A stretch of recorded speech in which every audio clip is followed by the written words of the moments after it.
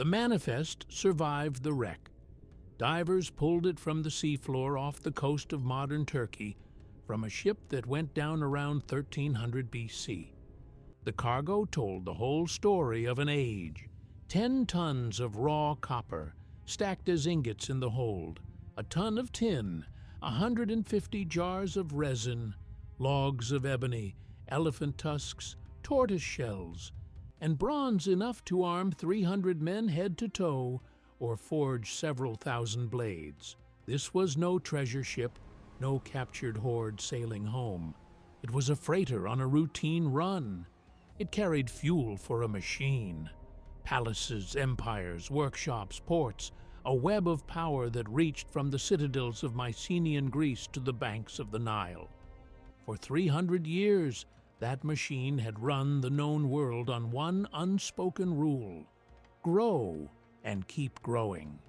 Its supply lines were arteries, pumping metal and grain across 1,000 miles of open water and desert. Its size was its triumph. It was also the flaw nobody could see. The hero of this story is not a king, not a general, not some horde of raiders out of the fog. The hero is an object, a wet rectangle of clay, kneaded and smoothed in the palm of a scribe's hand. That small tablet was the gear that turned everything. It was the invoice for that copper shipment, the ledger counting out a laborer's daily grain, the letter haggling over the bride price of a foreign princess. It was the hard drive of the ancient world, the code that ran an empire, and every deal, every threat, every fragile promise got pressed into its surface before it dried.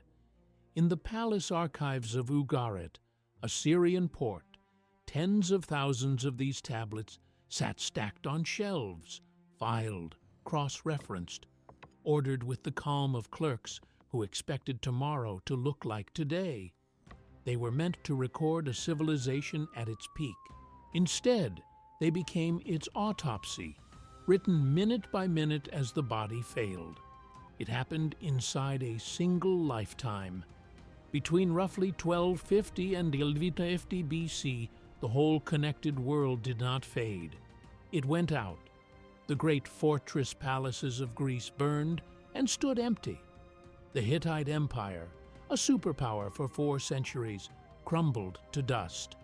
Egypt, the oldest kingdom on earth, was battered so hard it slid into a long twilight of foreign kings and civil war. The trade routes went cold. In many lands, the very skill of writing was forgotten, dropping whole peoples into a darkness that lasted generations. For those who inherited the rubble, only one explanation remained: a ghost story, a vague legend of raiders from the water, the sea peoples who came out of the waves and set the world alight. But the clay tells another story. The tablets survived because the fires meant to erase them baked them hard, turning fragile records into permanent witnesses. And what they describe is not one invasion. They record a connected world breaking under its own weight, so tightly bound that when one pillar cracked, it dragged every other one down with it. Tell me which city and country you're watching from in the comments below. If you value this kind of deep historical investigation, take 1 second to subscribe. It keeps this project alive. You're watching Ancestral, the best dark history channel in the world. Start in a storeroom that no longer exists, in the Syrian port of Ugarit, around 1250 BC. The city is at its height. Sunlight falls through a high window onto shelves that run floor to ceiling, and on those shelves sit thousands of clay tablets filed like the drawers of a bank. The air is dry and close, thick with the smell of raw clay drying on racks and the tar burned in the lamps. A scribe crosses the room with a fresh tablet, still soft in his hand, his thumb leaving a faint print at the edge where he holds it. He does not know he is writing the biography of a doomed world. He thinks he is doing the accounts. That is the strange truth of a civilization at its peak. It does not look like glory. It looks like paperwork. Read those tablets, and you find no prophecies, no epic verse, no warnings from the gods. You find a debt of silver owed by a merchant from Crete, a legal complaint over a shipment of wine that vanished somewhere between the dock and the palace cellar, a schoolboy's practice tablet, the same wedge-shaped sign copied down the column again and again, the ancient version of writing lines after class. The archive of Ugarit is not the memory of heroes. It is the memory of clerks, and clerks, it turns out, keep better records than poets. The city that fed this archive stood on a low mound a few miles from the sea, its walls thick, its streets narrow and stepped, its houses built of stone with drains running beneath the paving. Its harbor lay at a place the modern maps call Medinet Habu, the White Harbor, named for the pale rock at its mouth. Ships from Cyprus, from Crete, from the Egyptian delta tied up there and unloaded onto the quay. From the palace on the Acropolis, a king named Nickmadu, and later a king named Ammurapi, looked down on a courtyard paved in stone, a well cut deep into the rock, and a stone staircase that climbed to private rooms on an upper floor. Beneath the floor of that palace, archaeologists found the royal tombs, corbelled chambers of cut stone, where the dead kings lay with their gold. Those records were written in at least 7 languages: Akkadian, the diplomatic tongue of the age; Hurrian, Hittite, Egyptian signs; Ugarit's own local script, one of the earliest alphabets on earth, cut into clay in around 30 simple marks. A city that spoke that many languages was a city where the whole world came to trade.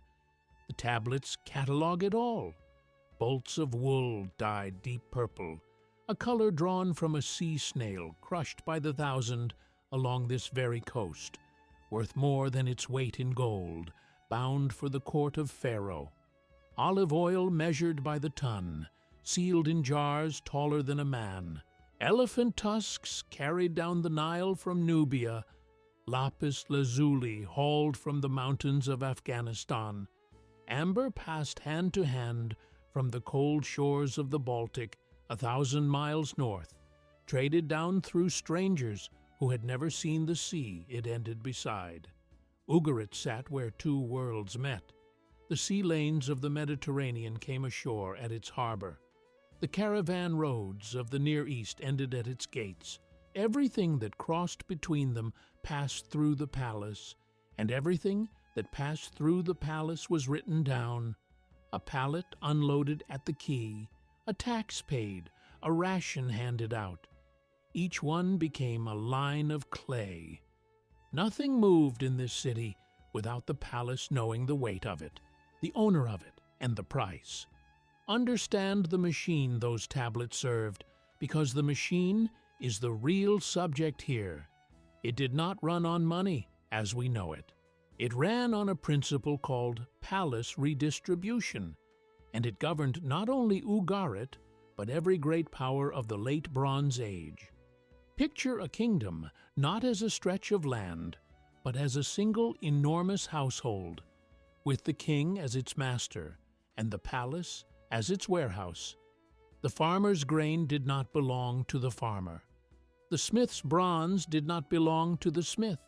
The miner's ore did not belong to the miner. It all flowed inward. It was counted, weighed, and logged by an army of scribes, then stored. Grain in the palace granaries, metal in the palace armories, oil and wine in the palace cellars. Only after everything was accounted for did it flow back out, as rations, to the people who had produced it in the first place. The tablets are the tools of that control. Page after page of them is nothing but names, each name followed by an exact measure of barley or wheat.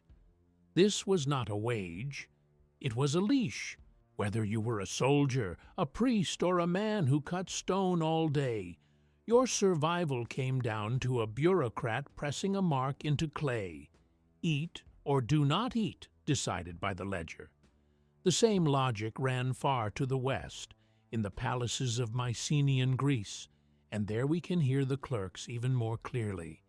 At Pylos and at Knossos, scribes kept their accounts in a script we call Linear B, and their tablets survived the same way Ugarit's did, baked hard by fire. They counted sheep by the thousand. They tracked bronze doled out to named smiths, listing how much each man received and how much he still owed. They recorded rations for female workers and their children, women who ground grain and wove cloth for the palace, and lived on what the palace measured out to them. One set of Pylos tablets even lists watchers posted along the coast, men set to guard the sea. The same obsession with control, the same total dependence, the same clay from the Aegean to the Syrian shore. For generations the system held. It piled up wealth on a scale the world had never seen. It paid for armies of chariots. It raised walls and temples that would baffle the people who found the ruins 1,000 years later. But a machine like this has no give in it. It needs stability. It needs harvests that come in on time and roads that stay open. It cannot bend. When a shock arrives, it has nowhere to put the pressure. It can only hold or shatter. The clay tablet was not only an inside ledger, it was the wire along which kings spoke to kings. The most famous cache of these letters was dug up not in Syria, but in Egypt, at a site called Amarna, the ruined capital that Pharaoh Akhenaten raised in the desert and abandoned within a generation. A peasant woman found the first of them in 1887, digging old mud brick to fertilize her field. More than 300 tablets surfaced from that dust. They are the correspondence of the great rulers of the age: the Pharaoh, the Hittite Emperor in Anatolia, the king of Babylon, the king of Mitanni, the king of Assyria. They wrote to one another on clay in a stiff and theatrical style, and they addressed each other as brother. A letter from Burnaburiash, king of Babylon, to Akhenaten opens like a warm note between family. To my brother, the great king, the king of Egypt, I and my house, my chariots, my horses and my land are all very well. It reads like a greeting across a dinner table. It is nothing of the kind. It is the throat clearing before a complaint. The gold from the last Egyptian shipment, the Babylonian king writes, was short. When I put it in the furnace, it did not come out as full weight. Behind the language of brothers, one head of state is accusing another of cheating him on the bullion. The complaints run through the whole collection. Tushratta of Mitanni, marrying his daughter into the Egyptian court, sends letter after letter fishing for more gold, reminding Pharaoh that in his brother's land, gold is as common as dust. When Akhenaten sent him statues of gilded wood instead of solid gold, Tushratta's fury bleeds through the clay. Further down the ladder, small kings and city governors along the Levantine coast write in a different tone altogether. A ruler named Ribhada of Byblos sent nearly 60 letters begging for troops as his towns fell one by one to raiders and rivals. Send archers, he writes, or the land is lost. The archers did not come. His neighbors turned on him, his own brother shut the gates against him, and Ribhada vanishes from the record, a client king who called for help and was left to fall. There is a darker thread in those letters, too. Some of the coastal governors complain of a people they call the Habiru, men who had left the fields and the towns, gathered in the hills, and hired out their swords to whoever would feed them. To a palace that controlled every ration, men who lived outside the ledger were the deepest threat of all. The letters show the fear of them, a governor writing that this town and that town have gone over to the Habiru, that the countryside is slipping loose. A machine built on total dependence had produced at its edges a growing number of people who depended on nothing it could measure. This was the club at the top of the world. In public they performed kinship and equality. In private they haggled without mercy over metal, prestige, and advantage. They traded princesses for alliances and argued over the dowry down to the last measure of silver. They sent one another gifts, chariots inlaid with gold, teams of fine horses, skilled craftsmen loaned across borders. And both sides understood that every gift was an invoice, demanding a gift of equal weight in return. The tablets stitched their world into one fabric, but the thread was pure self-interest, and everyone knew it. The greatest test of that club had already come and gone a generation before.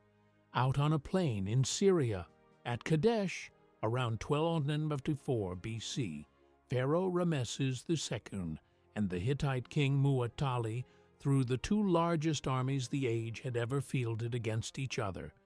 Thousands of chariots, tens of thousands of men. Ramesses carved his version of it across the walls of his temples, himself alone, abandoned by his own troops, breaking the enemy line by his own hand. The Hittite record tells it otherwise. Neither side truly won.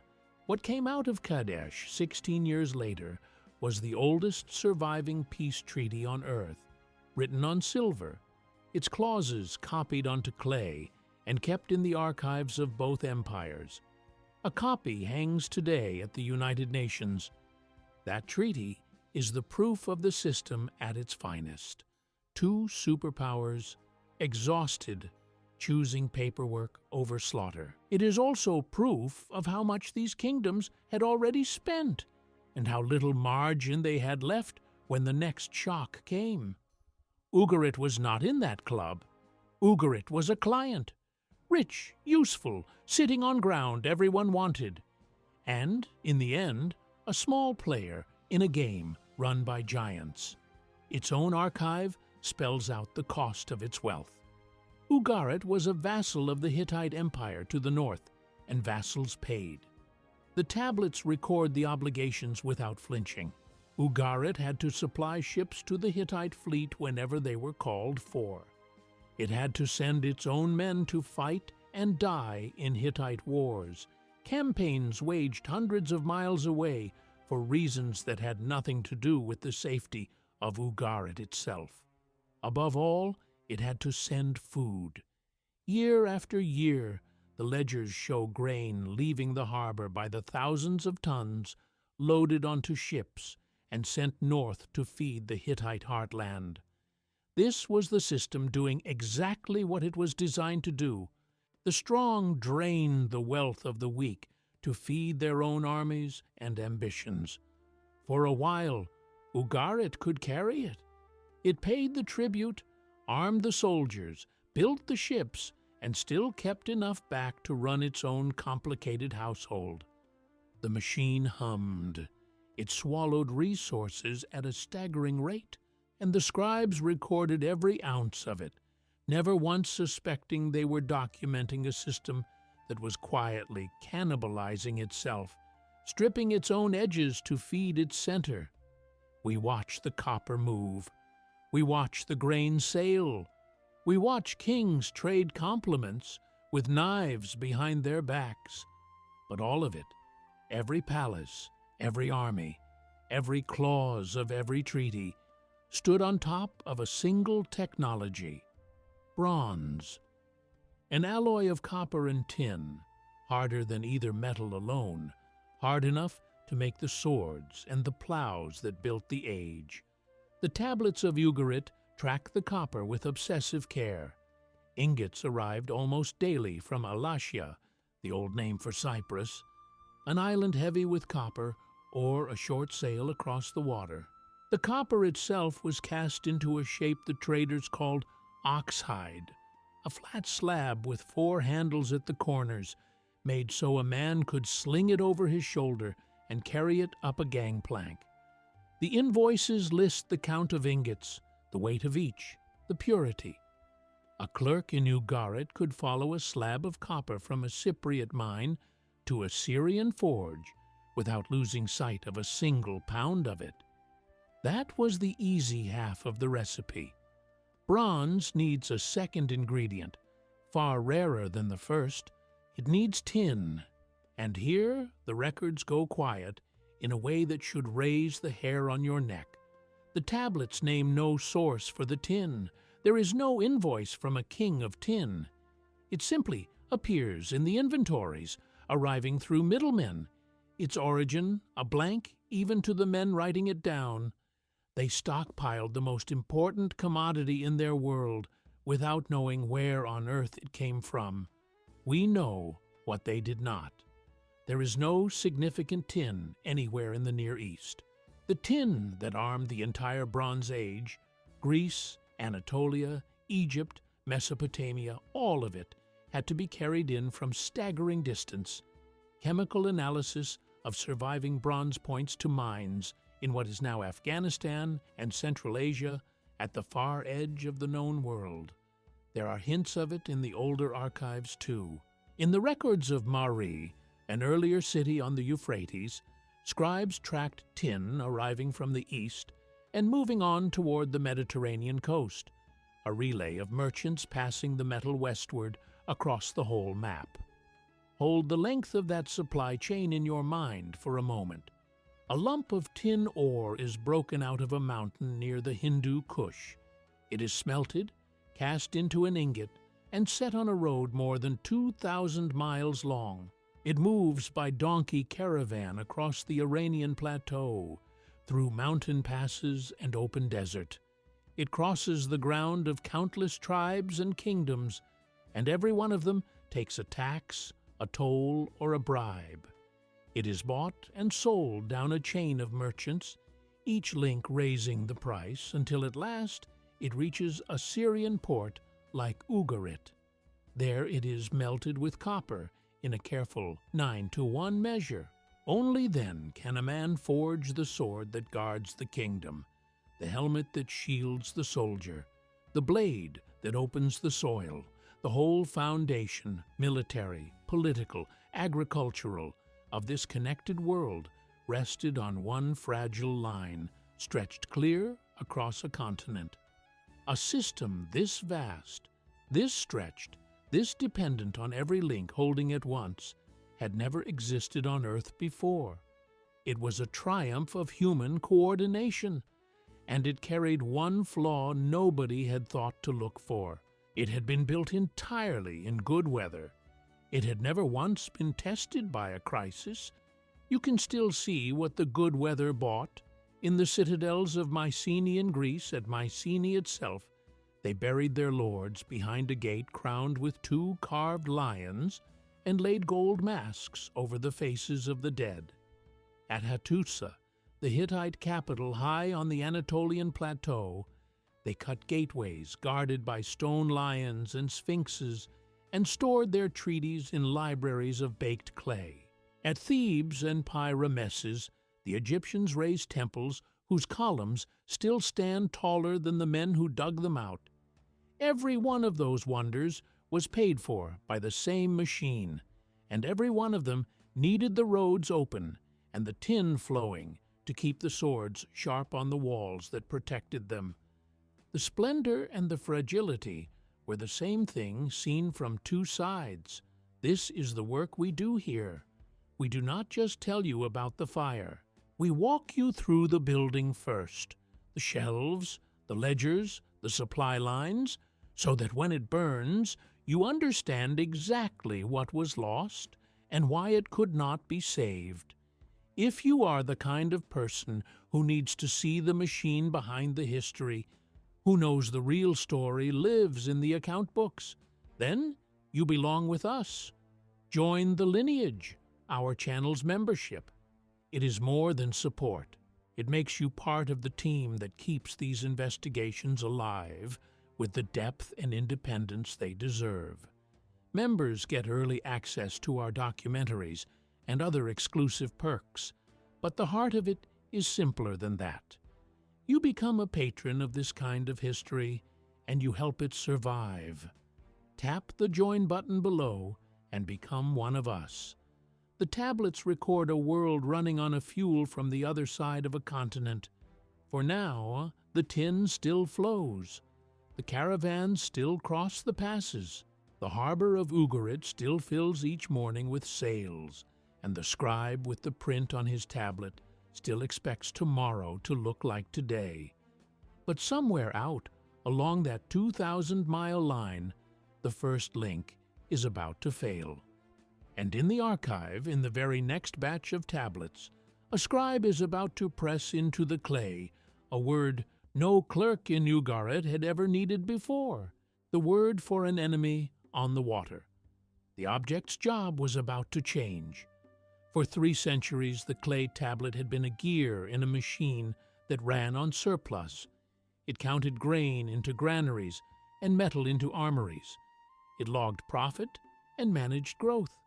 Now the same clay, the same wedge strokes, the same clerks would begin to keep a different kind of record, a chart of a fever.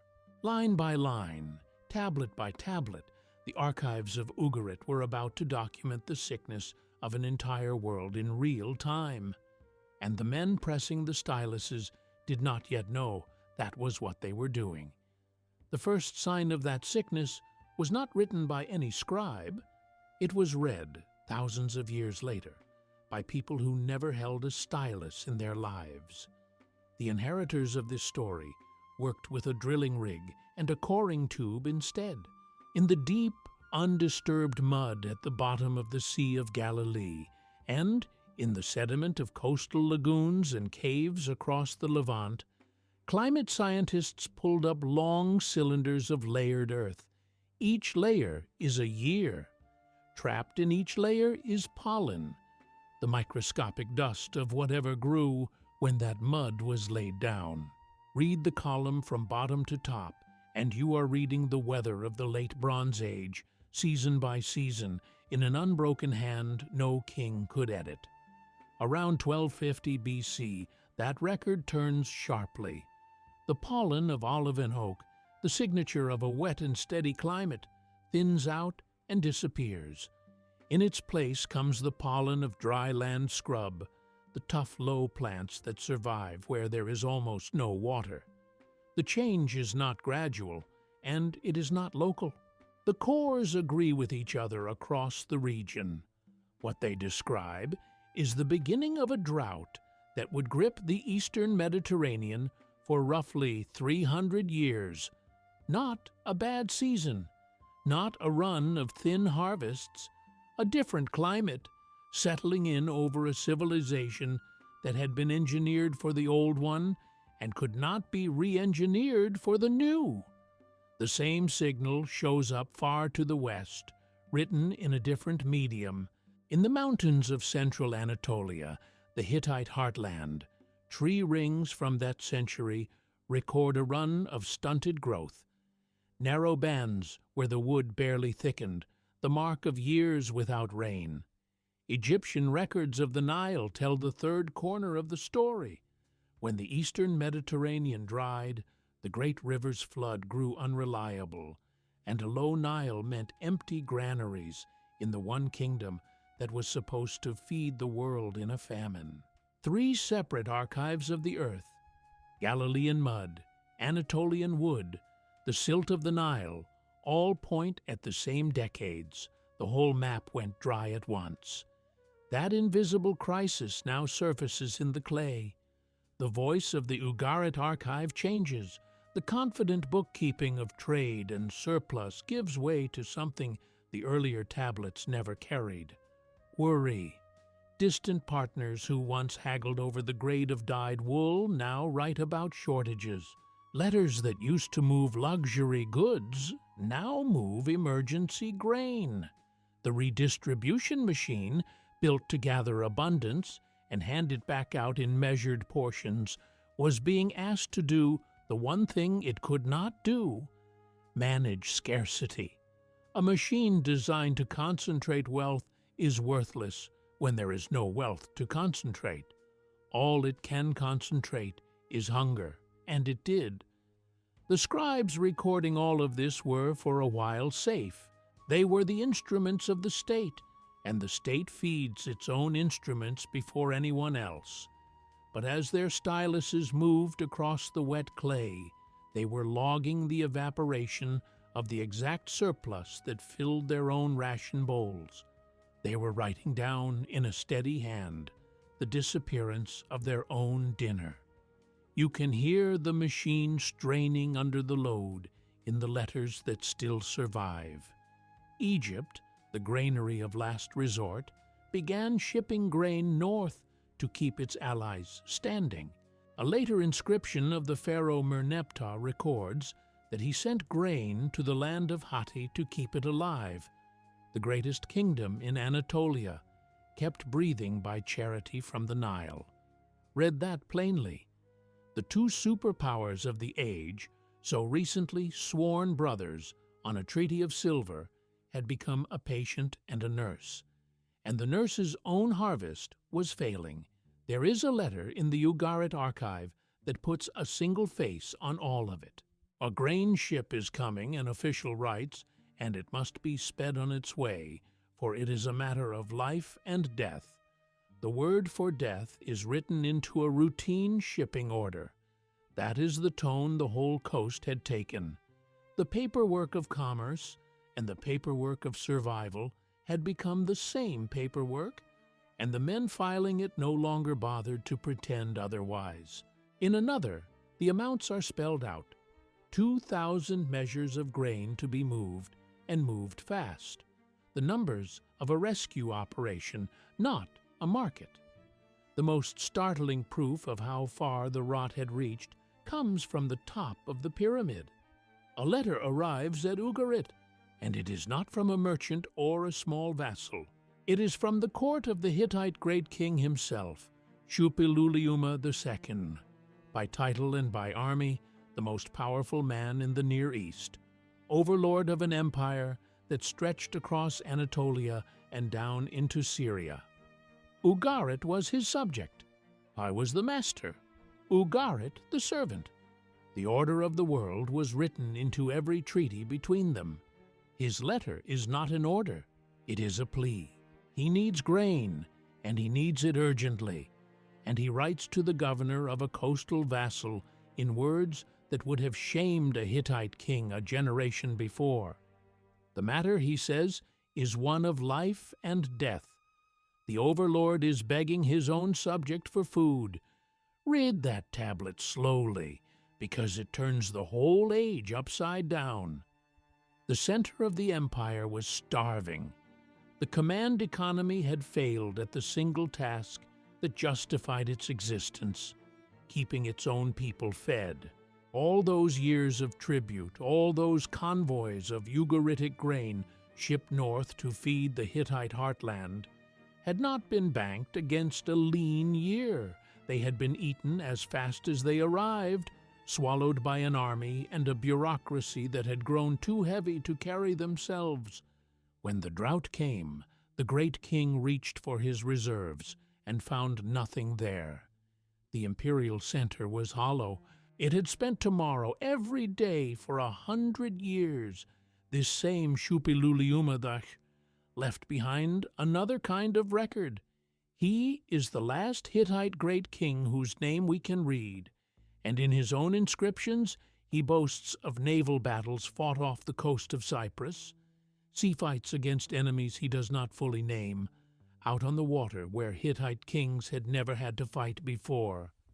A land empire of chariots and mountain fortresses was suddenly losing battles at sea. The threat had moved to the one element the machine had never learned to defend. There is a matching desperation in the ground at Hattusa itself, the Hittite capital, a city of stone walls and lion-guarded gates set high on a wind-swept Anatolian plateau. Before the end, The last kings dug enormous underground grain silos into the rock, storehouses that could hold thousands of tons, a fortress of food against the drought. It was not enough.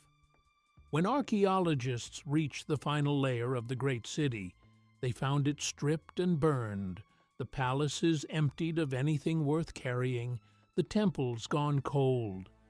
The capital that had defied Egypt on the plain of Kadesh was abandoned by its own court, who packed what they could and walked away from 400 years of power. The last men to leave took the sacred images of the gods with them and left the city to burn behind them. As the drought deepened and the hunger spread, the system began to shed its own broken parts. Fields went unworked, villages emptied.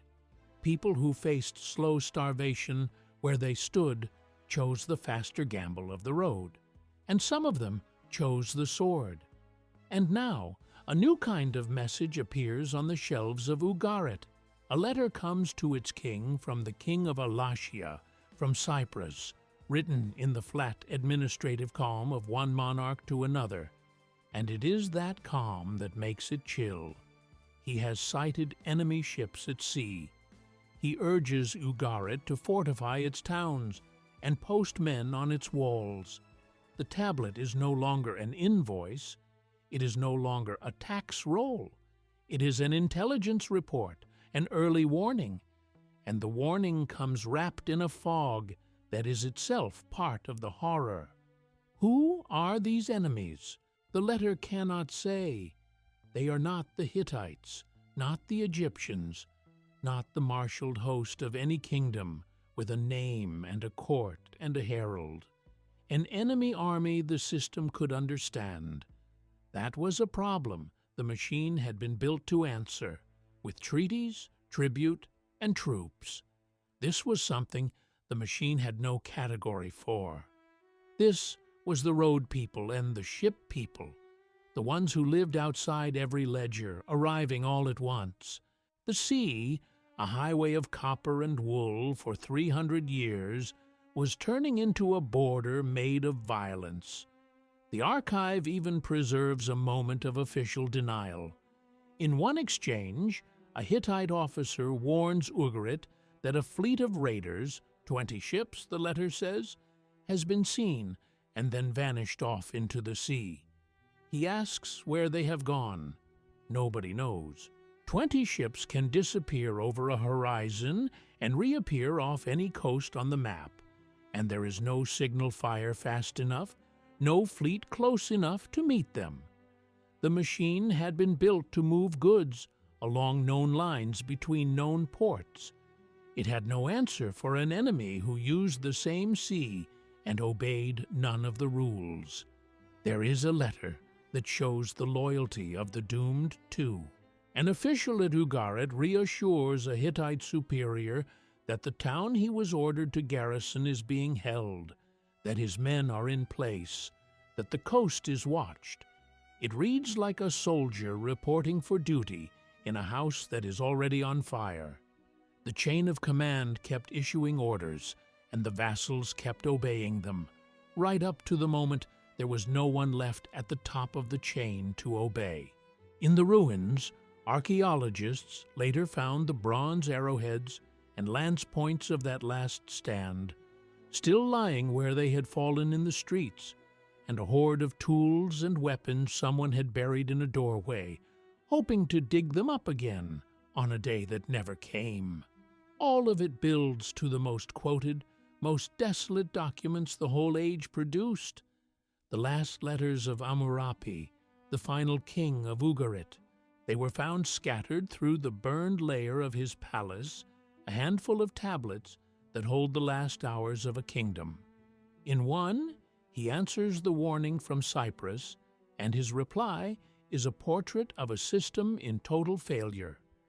"My father, behold," he writes, "the enemy's ships came here. My cities were burned, and they did evil things in my country. The raiders are no longer a rumor on the horizon. They are ashore. They are among his towns, and the king can do nothing Why nothing? Because the machine that was meant to shield him had already emptied him out. Ammurapi explains it in one line that lands like a stone. Does my father not know that all my troops and chariots are in the land of Hatti, and all my ships are in the land of Luca? Hold that image and do not let go of it. The king sits in his palace on the Acropolis, in a city built of pale stone, its narrow streets climbing toward him, its harbor at Minet el Beida, a short ride below. Runners come in with the same report from a different direction each time.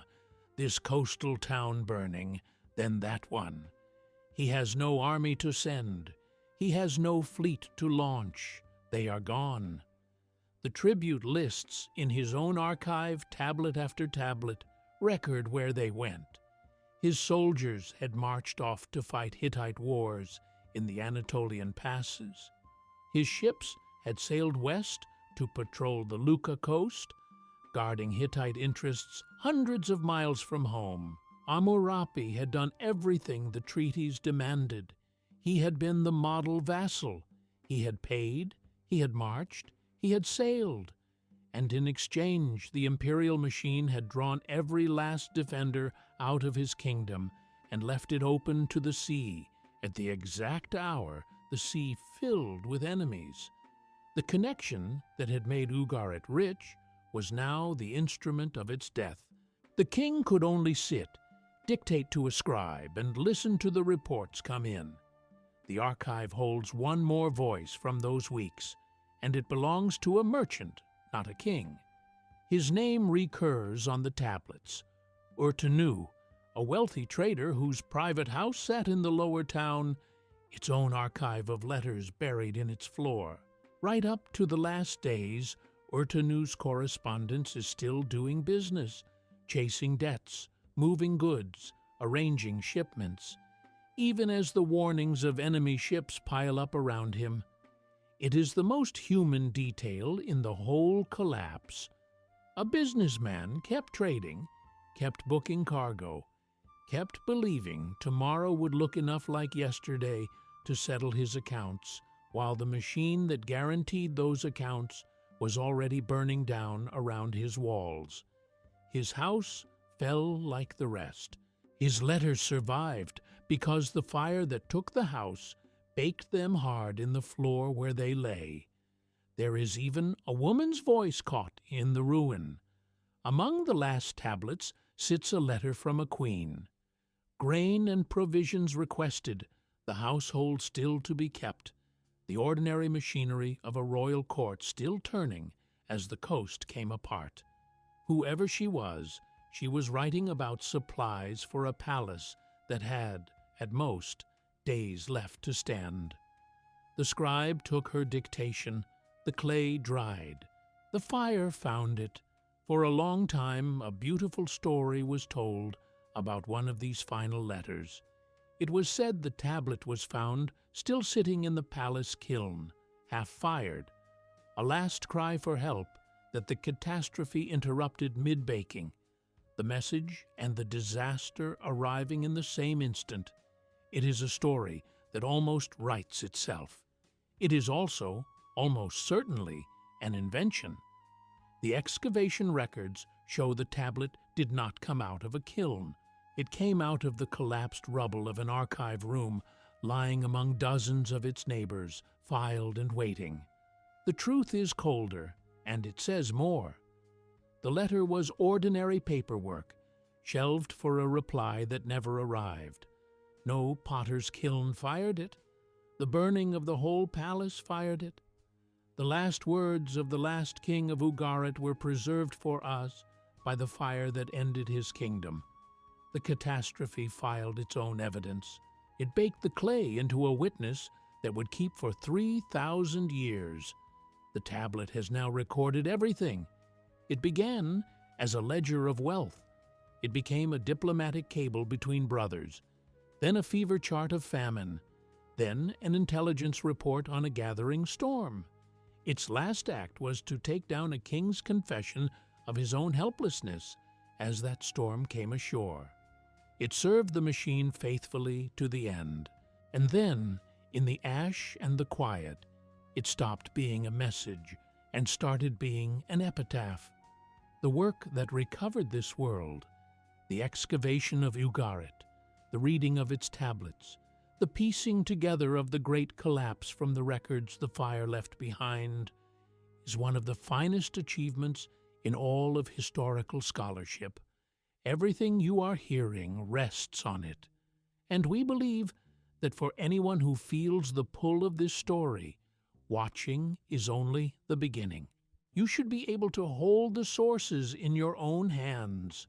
That is why we have put the foundational book behind this episode in the shop on your screen. Tap View Products, and you can own the research that built this documentary. While the shelf is open, look through the other dark relics and curiosities we have gathered to go with it. They are not merchandise. They are pieces of the story you can keep. Open the shelf now and see which artifacts are waiting. After Ammurapi's last letter, the clay of Ugarit goes quiet. No more invoices, no more tribute rolls, no more pleas across the water. There is only the thick black band of ash the archaeologists found lying over every quarter of the city, sealing the streets, the storerooms, the shelves, the unread letter, and the arrowheads left scattered where men had stood on the walls. The machine had stopped, and when writing finally returned to this coast, generations later, it would come in a different script, from a different people describing a different world. But the silence in the ash raised a question the survivors could not answer, and it is the question the next tablets, written far to the south on the walls of an Egyptian temple, would try to bury under a single, convenient name. Who burned Ugarit? The Egyptians thought they knew. They were about to carve the answer in stone. They were also about to lie. The end of a world always lands in someone's hands. For 3,000 years, the only hands that touched Ugarit were the wind and the dust. Then, in the spring of 1928, a farmer on the Syrian coast drove his plow into a field near a bay called Medinet Habu, and the blade caught on something that was not a stone. His name was Mahmoud Mellah Azir. What his plowshare had struck was a slab of dressed stone, flat and cut square by human hands. With his sons he worked it loose. Beneath it opened a dark space, a passage sloping down into the earth. It was a tomb, a corbelled chamber of fitted stone, robbed in antiquity, but unmistakably the work of a rich and skilled people. He had not turned up a single grave. He had cut the first hole into the buried cemetery of a city no living person remembered. He was the first of the modern inheritors, and he did not know the name of what he had found.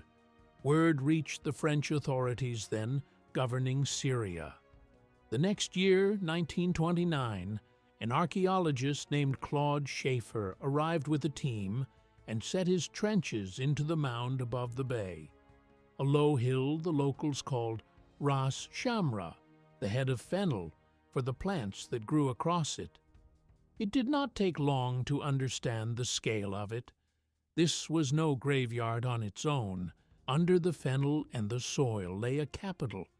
They uncovered the footprint of a royal palace so large it swallowed the crews for years, a complex of some 90 rooms wrapped around a string of courtyards, with a stone well and a staircase that had once climbed to an upper floor. They found temples raised to Baal, the storm god, and to Dagon, the god of grain. But the find that mattered most was not built of cut stone. In the western wing, sealed under a thick blanket of ash and collapsed brick, they broke into rooms that were full of clay. Tens of thousands of tablets, stacked on the char of what had been wooden shelves, still lying in the order the clerks had left them, the royal archive, the administrative brain of a dead kingdom, preserved not in spite of the disaster but because of it, flash-baked into permanence by the same fire that ended the city. Among that clay lay something no one had ever read before. Some of the tablets were not written in cuneiform's hundreds of signs, but in a script of only 30 simple marks. The local Ugaritic hand, one of the earliest true alphabets on Earth. On one small tablet, the signs ran in a fixed order, the same order, letter after letter. Schaeffer's epigraphers realized they were holding an abecedary, a scribe's alphabet chart, the running order of the letters set down for a student to learn.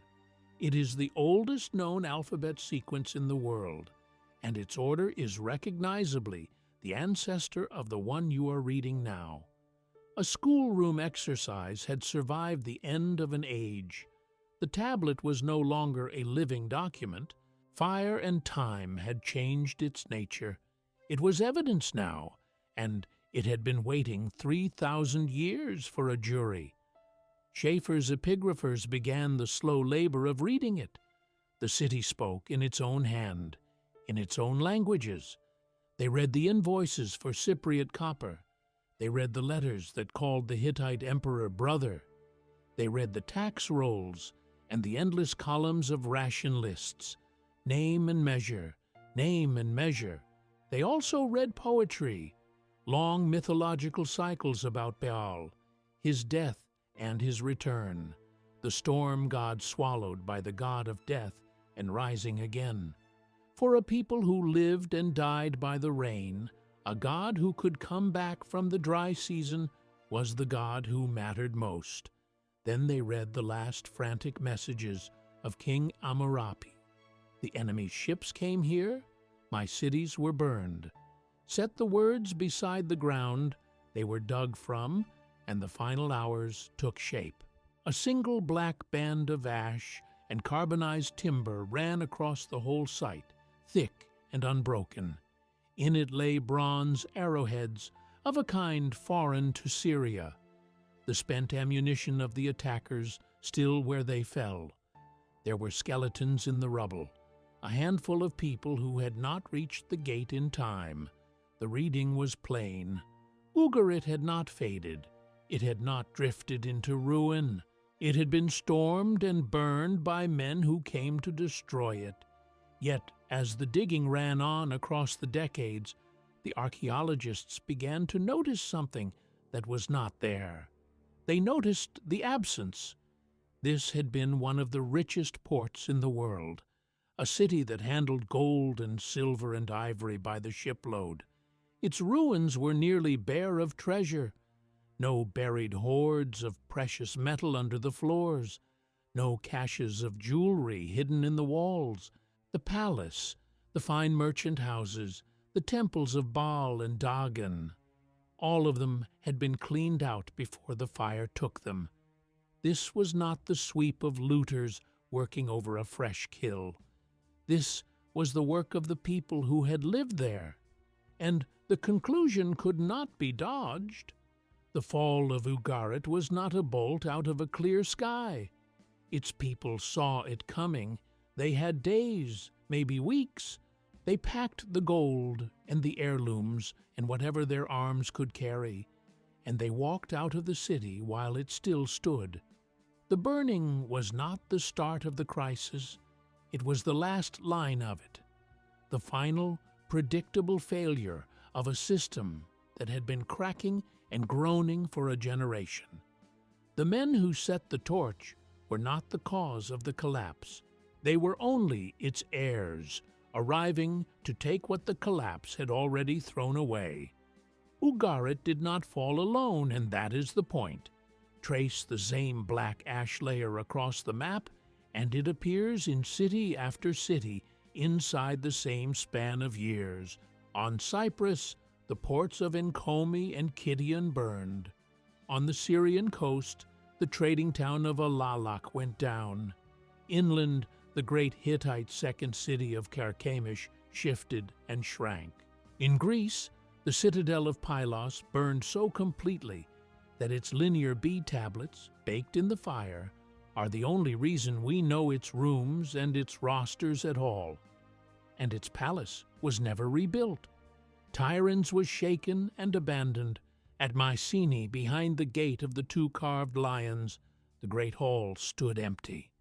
Dozens of cities across 1,000 miles, all falling within roughly one human lifetime.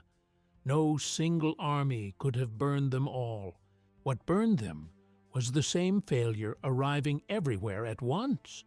The scale of the fall shows in the numbers as much as the ruins. Across Greece, archaeologists count the inhabited sites of the age, before and after the collapse, and the drop is savage. The great majority of settlements simply cease to exist within a few generations. Population in some regions fell by more than half. Whole valleys that had held towns and farms went quiet, their people gone to who knows where. This was not the fall of a dynasty or the sack of a capital. It was the emptying of a landscape. So, who were the men who came to Ugarit? The one detailed account from the time comes from another set of inheritors, the Egyptians. On the walls of his mortuary temple at Medinet Habu near Thebes, the pharaoh Ramesses III cut an enormous monument to his own victory, dated to the 8th year of his reign, around 1197 BC. He gave the enemy a name that has echoed ever since, the peoples of the sea. He listed the groups within them: Peliset, Cheker, Shekelesh, Denyan, Weshesh, and carved them across acres of relief. His version is a clean story of order against chaos. A horde of savage raiders sweeps down from the north, burning everything in its path, until it breaks against the divine strength of Pharaoh at the border of Egypt. His inscription puts it in the enemy's supposed own boasting. No land could stand before them, from Hittite to Cyprus, and they came on toward Egypt with fire prepared before them. For a very long time, that was the whole of the history. But look hard at what Ramesses actually carved. He does not only show warriors in feathered crowns and horned helmets. He shows their families. He shows women and children riding in heavy ox carts with solid wooden wheels, the carts piled with household goods, the oxen straining. That is not the image of an army on campaign. That is the image of a people carrying everything they own into a new land. The great monument to an Egyptian war it is when you read the pictures instead of the boasts, a monument to a migration. The sea peoples were not marching to conquer. Many of them were fleeing. They were not aliens who rose out of the water from nowhere. They were the system's own children, the cast-off, unhoused populations of the very world that had just come apart. They were Mycenaean Greeks whose citadels had burned, left with no lord and no ration. They were Anatolian farmers driven off the dying land of Hatti. They were Cypriot miners and metal workers whose copper trade had simply stopped.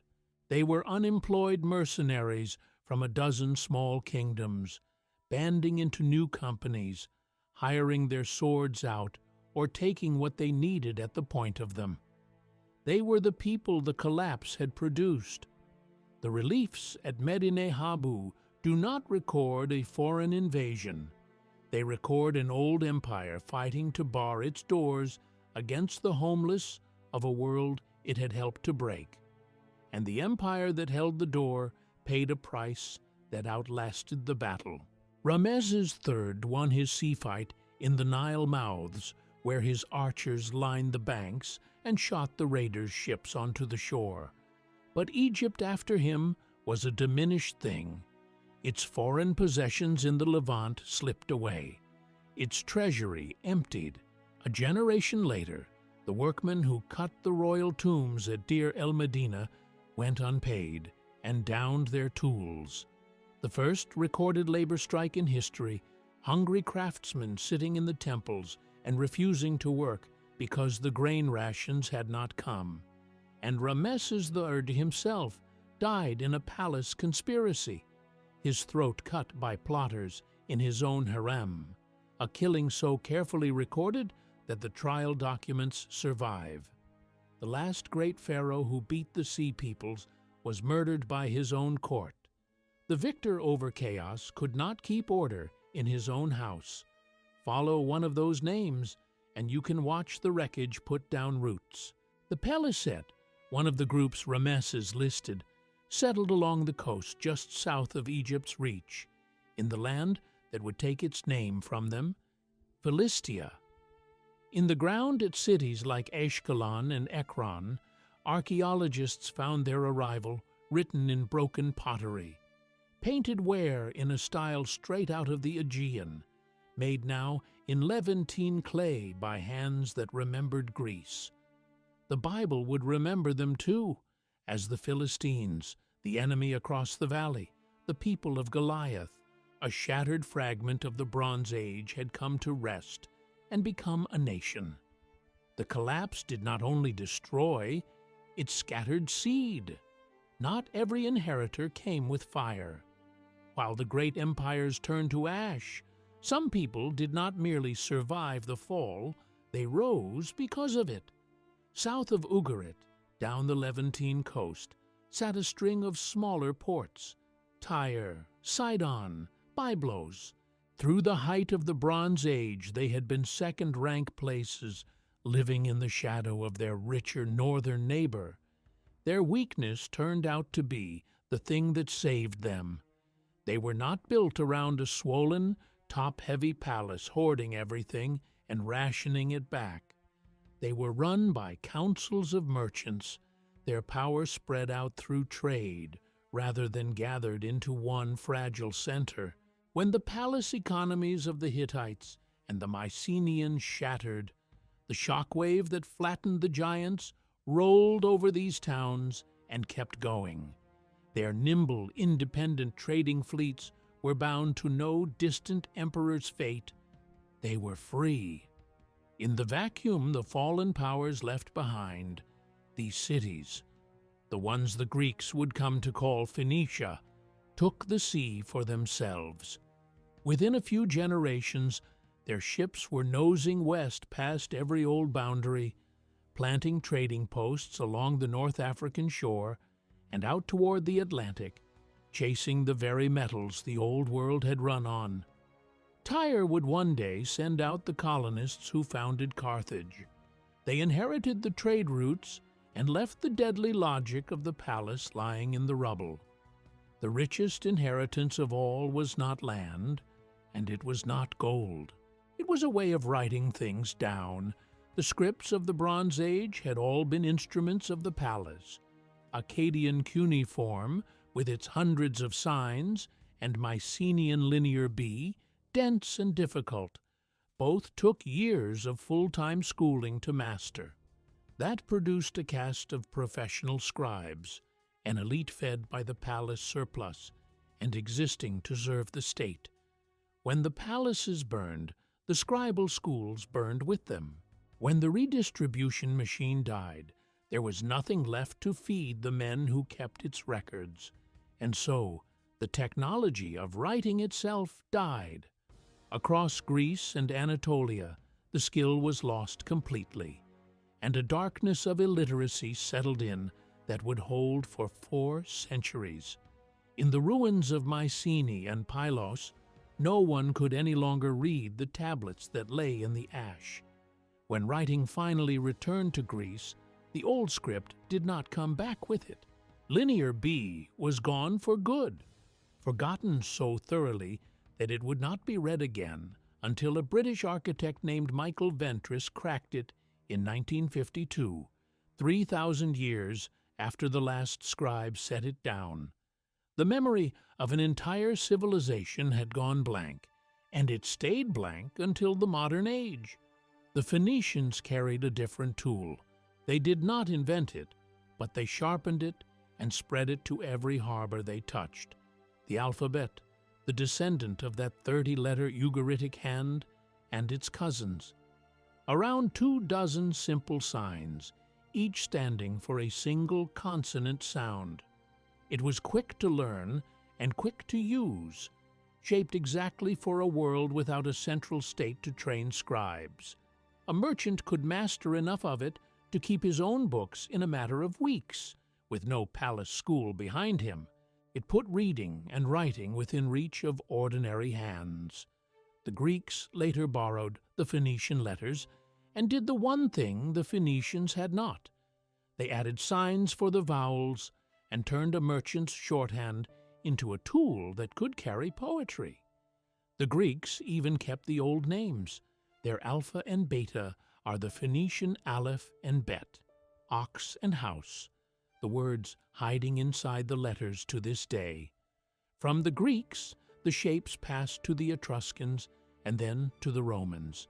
Nearly every alphabet used across the Western world today runs in an unbroken line back to that one lean invention, carried out of the wreckage of the Bronze Age by the people best fitted to survive it. The future was not built by the powers with the largest palaces. It was built by the traders with the simplest way of keeping accounts. And so we come back, at the end, to the object, the plain rectangle of clay. Its life is the whole story in miniature. It began as a tool of administration, one gear in a vast machine built to gather and grow. It became a fever chart, taking down the sickness of the system as drought and famine set in. It turned into a plea for rescue from a king caught in the machine's failing gears, with no army left to command. And at the last, after 3,000 years of silence under the fennel and the dust, it became an epitaph, an artifact read by us, the distant inheritors, trying to understand how a world can die inside a single lifetime. The late Bronze Age collapse was never truly a mystery. It was a lesson. It showed how a tightly bound world, tuned for efficiency in calm weather, turns into a conductor for catastrophe the moment a crisis strikes. The very links that carried tin out of Afghanistan and copper off Cyprus were the links that carried failure from one end of the map to the other, palace to palace, port to port. Drought struck the crops. Famine hollowed the storehouses. The starving moved, and the moving turned to raiding, and the raiding cut the trade lines, and the cut trade lines starved the next city down the coast. Each failure fed the next. That is what a connected world does under strain. It does not fail in one place. It fails everywhere the connections reach. The tablet, baked hard by the fire of its own destruction, is a warning left in clay. The same connections that build our wealth can, under enough pressure, hand our ruin around the whole world with terrible speed. Thank you for staying to the very end. If this is the kind of history that grips you, the kind that changes how you see the ground under your feet, then subscribe to the channel, tap like on this video, and send it to someone who needs to see it. That support is the only reason documentaries like this one can keep being made. You've just watched another premium documentary by Ancestral, your ultimate history hub on YouTube. The story of the ancient world is far from finished. Another video is opening on your screen right now, the next chapter in the journey. Click it and continue your descent into the past.